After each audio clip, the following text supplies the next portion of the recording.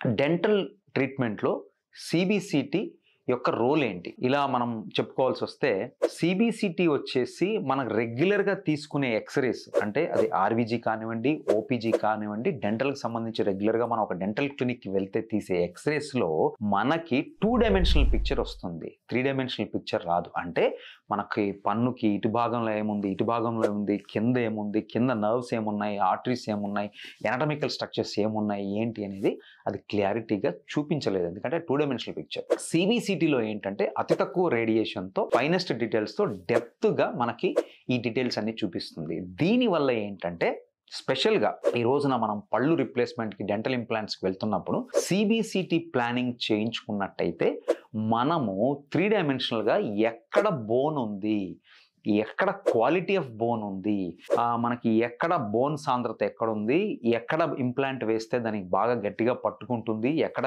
అవుతుందనేది మనకి సీబీసీటీ ద్వారానే తెలుస్తుంది. మామూలు ఎక్స్‌రేలో తెలవదు. తర్వాత దాని నియరెస్ట్ నర్వ్స్ ఇవన్నీ ఎక్కడున్నాయి ఏంటనేది మనకు తెలుస్తుంది. దాన్ని బట్టి ఏంటంటే ఎంత డెప్త్‌లో ఇంప్లాంట్ వెళ్ళాలి, ఏ డైరెక్షన్‌లో ఇంప్లాంట్ వెళ్ళాలి అనేది మనం సీబీసీటీ తీసుకోవడం ద్వారా దాన్ని మనం ప్లాన్ చేయడం జరుగుతుంది. సో, ఇలా గైడెడ్‌గా మనం ఇంప్లాంట్‌ని సీబీసీటీ మాధ్యమంగా మనం వేసుకోవడానికి అవకాశం ఉంటుంది. కాబట్టి ఖచ్చితంగా డెంటల్ ఇంప్లాంట్ వేసుకునే ప్రతి పేషెంట్‌కి నేను చెప్పేది ఏంటంటే, మీకు వీలున్నంత మరికి ఖచ్చితంగా సీబీసీటీ తీసుకొనే డెంటల్ ఇంప్లాంట్ వేయించుకోండి. మన దగ్గరైతే మన డెంటల్ హాస్పిటల్‌లో సీబీసీటీ ఇన్ హౌస్ ఉంది. సీబీసీటీ ఇన్ హౌస్ ఉన్న డెంటల్ హాస్పిటల్ అది ఫుల్ హై ఎఫ్ఓవి హైయెస్ట్ రిజల్యూషన్ మన తెలంగాణలోనే సింగిల్ డిజిట్‌లో ఉన్నాయి. అండ్ ఖమ్మంలో మనదొక్కటే హాస్పిటల్.